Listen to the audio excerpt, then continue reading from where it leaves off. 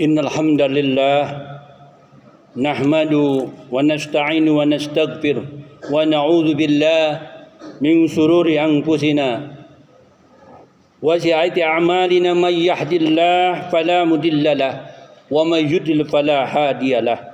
Asyhadu an la ilaha illallah wa asyhadu anna Muhammadan abduhu wa rasuluh.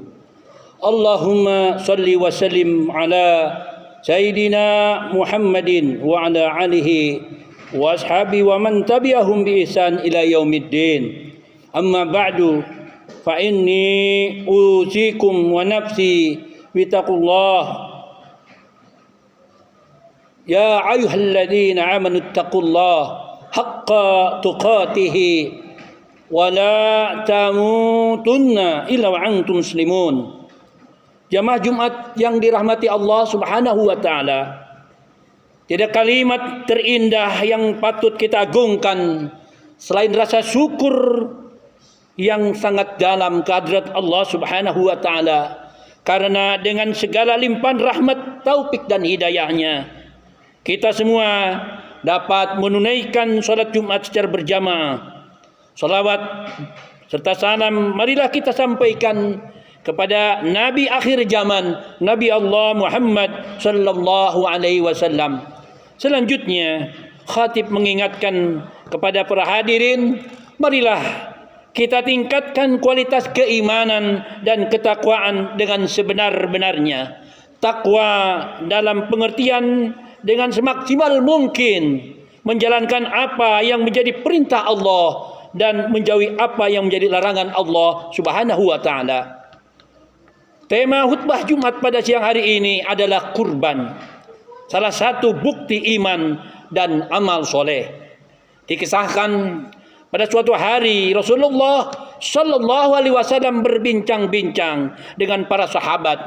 Rasulullah bertanya, wahai sahabatku, siapakah makhluk Allah yang paling menakjubkan imannya? Para sahabat langsung menjawab, pastinya iman para malaikat, ya Rasulullah. Rasulullah menanggapi jawaban mereka, bagaimana para malaikat tidak akan beriman? Mereka menyaksikan semua perkara secara langsung.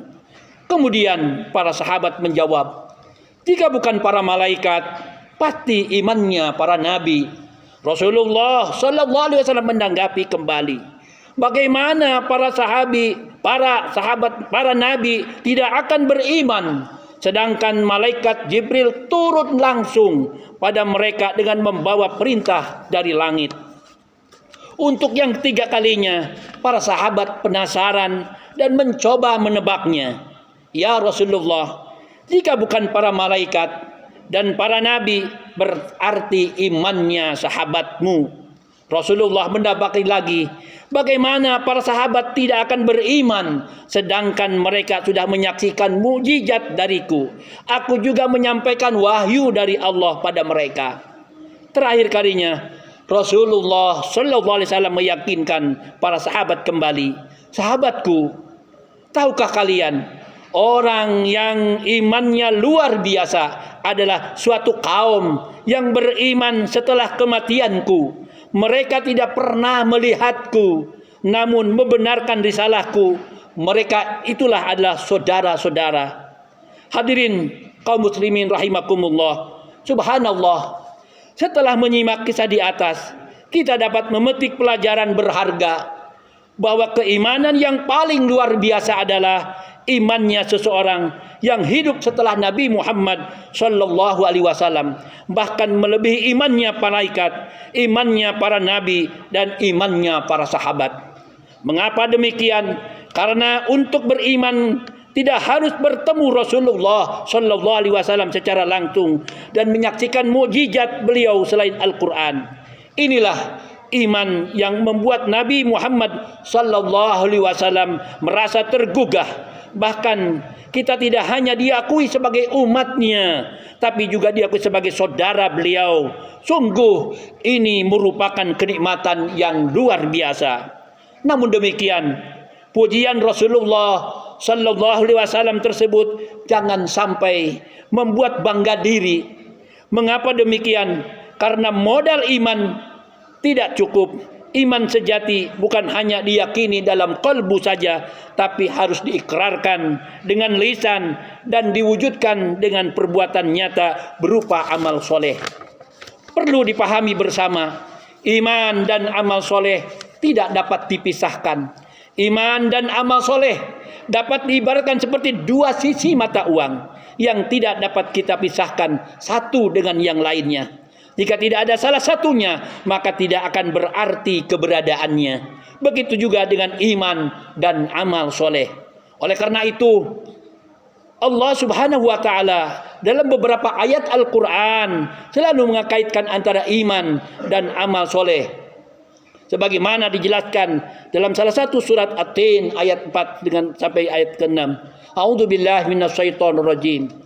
Laqad khalaqnal insana fi ahsani taqwim thumma radatnahu asfala safilin illa alladhina amanu wa amilus solihat falahum ajrun ghairu mamnun. Sesungguhnya kami telah menciptakan manusia dalam bentuk yang sebaik-baiknya, kemudian kami kembalikan dia ke tempat yang serendah-rendahnya, neraka, kecuali orang-orang yang beriman dan mengerjakan amal soleh. Maka bagi mereka pahala yang tiada putus-putusnya. Pada ayat lain seperti surat Al-Bayyinah ayat 7 juga menjelaskan, innal ladzina amanu wa amilus shalihat ulaika humul khairul barriyah. Sesungguhnya orang yang beriman dan beramal soleh adalah sebaik-baiknya makhluk Allah Subhanahu wa ta'ala. Hadirin rahimakumullah, dalam rangka menyambut bulan mulia, bulan Dzulhijjah yang datangnya satu pekan lagi, insyaallah, marilah kita wujudkan iman kepada Allah dan amalan soleh dengan berkurban. Berkurban adalah salah satu amalan yang istimewa dan dipuji oleh Rasulullah sallallahu alaihi wasallam.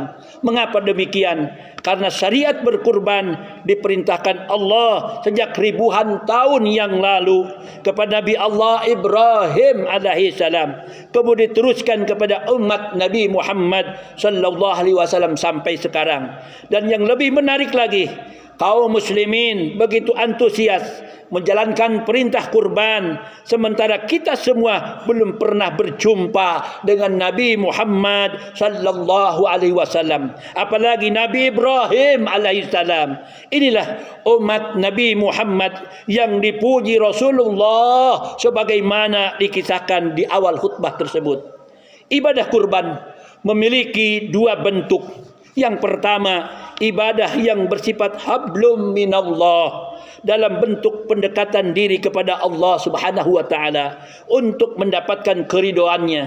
Hal ini bisa diketahui dari kata kurban itu sendiri yang berasal dari bahasa Arab qaruba yaqrubu qurban wa qurbana wa qirbanan, yang artinya dekat. Artinya untuk membuktikan kualitas iman seseorang dalam rangka mendekatkan diri kepada Allah Subhanahu wa ta'ala bisa dilakukan dengan cara menunaikan amal soleh, di antaranya adalah berkurban. Yang kedua, ibadah kurban mengandung makna hablum minan nas atau ibadah sosial, di mana dengan berkurban akan mampu menggembirakan orang-orang yang membutuhkan pada hari Idul Adha. Rasulullah sallallahu alaihi wasallam bersabda melalui hadis yang diriwayatkan dari Aisyah radhiyallahu anhu, "Ma amila adami min amali yauman nahri ahabba ila Allah min ikhraqid dam innaha la ta'ti yaumal qiyamah biquruniha wa as'ariha wa adlafiha wa anna dama la yataqaw min Allah bikamanin qabla yaqa' min ardi fati'u biha nafsan." Tidak ada suatu amalan yang dikerjakan anak Adam manusia pada hari Idul Adha yang lebih dicintai oleh Allah Subhanahu wa ta'ala dari menyembelih hewan. Karena hewan itu akan datang pada hari kiamat dengan tanduk-tanduknya, dengan bulu-bulunya dan kuku-kuku kakinya. Darah hewan itu akan sampai di sisi Allah Subhanahu wa ta'ala sebelum menetes ke tanah. Karenanya lapangkanlah jiwamu untuk melakukannya. Hadis riwayat Imam At-Tirmidzi. Hadirin rahimakumullah, demikianlah khutbah Jumat bertemakan iman dan amal soleh ini kami sampaikan. Marilah dalam rangka menyambut Hari Raya Idul Adha di bulan mulia Zulhijjah ini, kita buktikan dengan cara berkurban. Marilah kita persiapkan niat yang mulia di hari sekarang dengan membentuk kepanitiaan ibadah kurban di masjid masing-masing. Kemudian ditawarkan kepada berjamaah untuk berkurban. Mudah-mudahan Allah Subhanahu wa taala memudahkan langkah kita semuanya untuk mau berkurban sebagai salah satu wujud iman dan amal soleh. Amin ya Allah ya rabbal alamin. A'udzubillahi minasyaitonir rajim. Inna a'tainakal kautsar fasalli li rabbika wanhar inna syani'aka huwal abtar. Barakallahu li wa lakum fil Qur'anil azim wa nafa'u wa yakum bima fihi minal ayati wa dzikril hakim wa taqabbal minni wa minkum tilawatahu innahu was-sami'ul alim. Aqulu qawli hadza astaghfirullahalazim li wa lakum wastaghfiruhu innahu wal ghafurur rahim.